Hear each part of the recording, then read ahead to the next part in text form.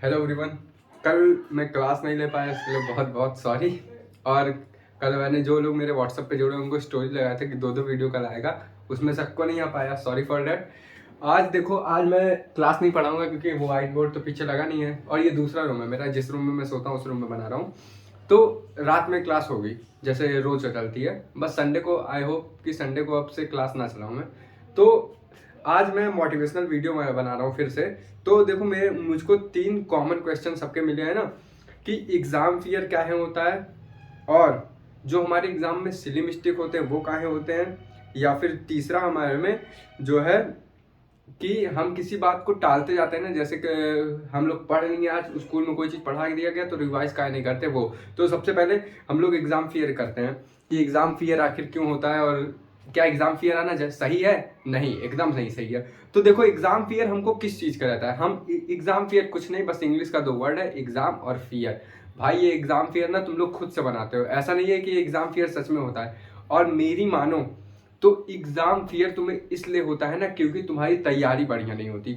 अगर तुम्हारी तैयारी बढ़िया रहे तो ये एग्ज़ाम फियर तुमको होना, पहली बात ये याद रखना, अगर तुम्हारी तैयारी बढ़िया हुई तो तुमको एग्ज़ाम फियर कभी भी नहीं हो सकता। और तुम लोग का गोल बहुत ही गलत होता है यार। मैं मोस्टली कॉमन देखता हूँ ना कि अरे भाई मुझको नीट क्रैक करना है, 12th में 90% लाना है, 10 में 90% आता है। अबे घंटा पागल हो क्या बे?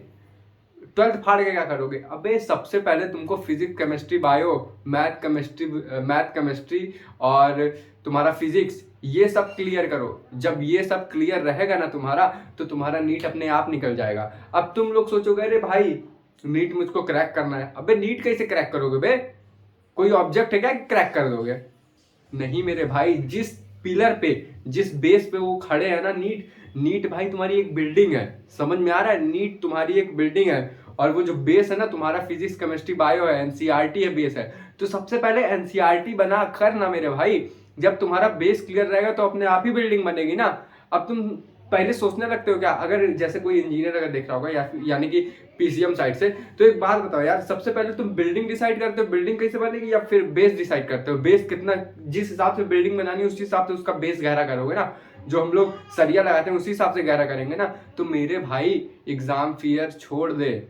समझ में आ रहा है?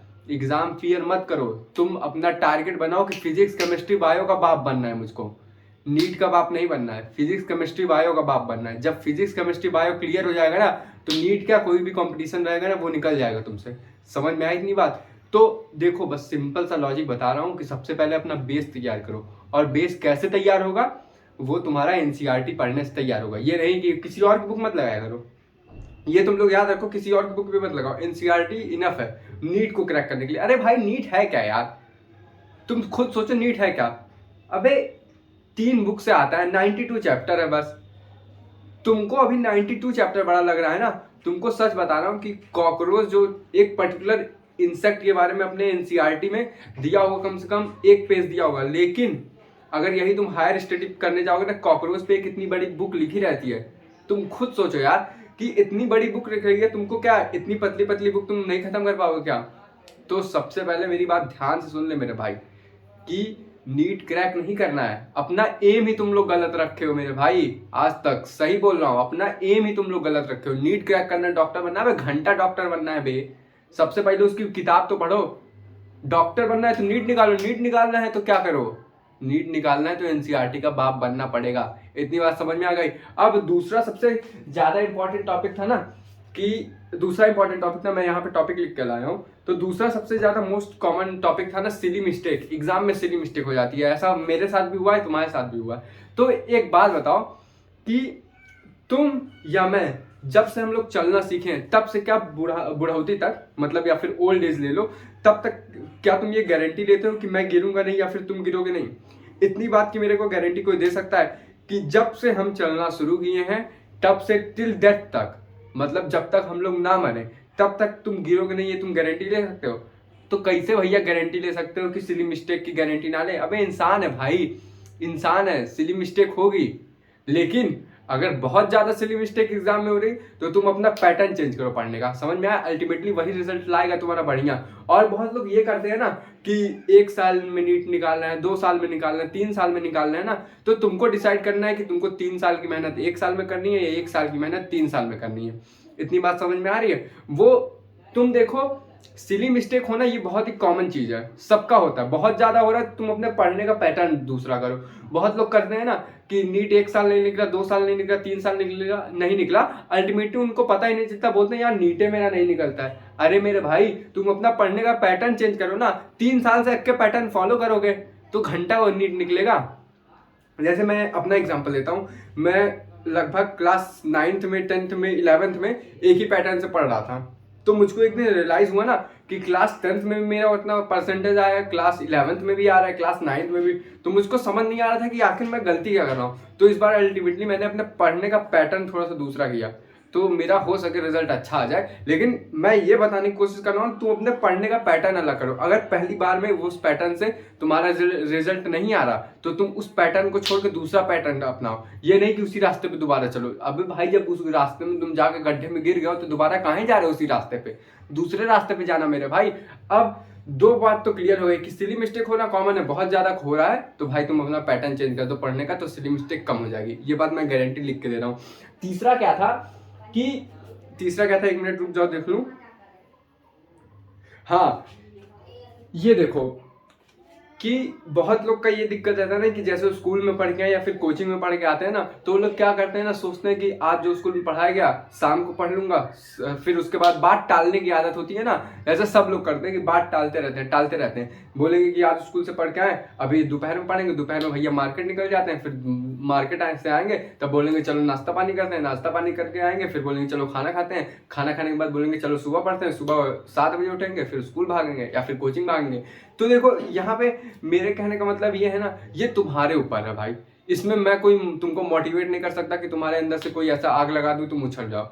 ये देखो भाई, तुम्हारे ऊपर। अगर तुमको नीट निकालने के लिए 7 साल की मेहनत 1 साल में करनी है तो वो तुम अपना आलस छोड़ दो। अगर लेकिन 1 साल की मेहनत तुमको 7 साल में करनी है तो भाई करो, ये तुम्हारी चॉइस है।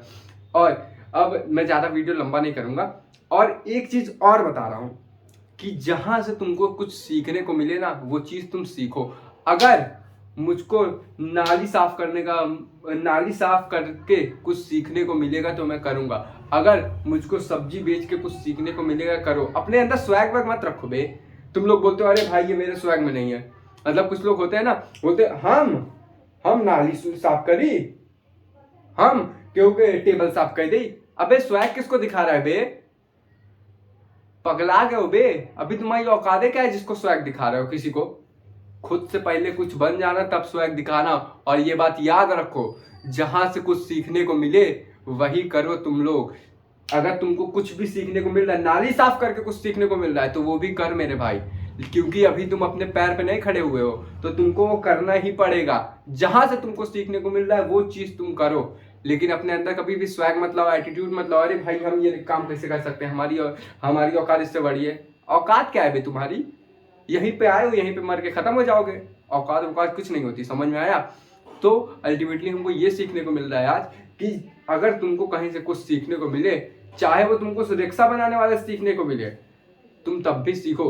रिक्शा बनाने वाला तुमको चैन चढ़ाना सिखा दे रहा है साइकिल पे, उससे सीख मेरे भाई। नॉलेज दे रहा है तुमको नीचा नहीं दिखा रहा है।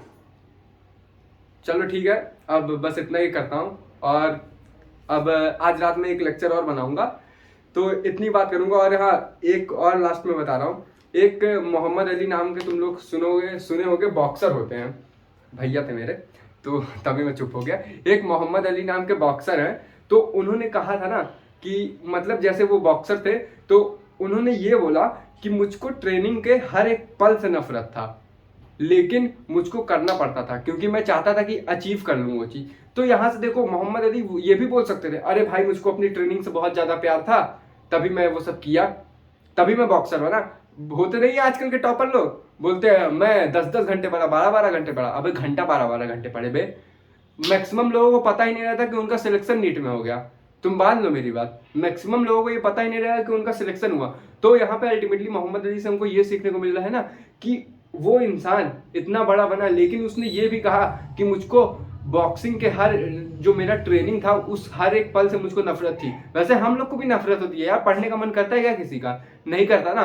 तो वो यहाँ से वो ये बताने की कोशिश कर रहा है मुझको हर एक ट्रेनिंग के पल से नफरत थी, लेकिन तब भी मुझको अपना एम पाना था, यानी कि मुझको कुछ बनना था, तभी मैंने उस हर एक पल जो मेरा नफरत था ट्रेनिंग का उसको मैंने किसी तरह सहा और अल्टीमेटली आज मोहम्मद अली बहुत बड़े बॉक्सर बन गए। तुम लोग नेट पे चाहो तो देख लो। तो चलिए आज की बातें यहीं तक, कल की बातें कल करेंगे। जय हिंद, जय भारत।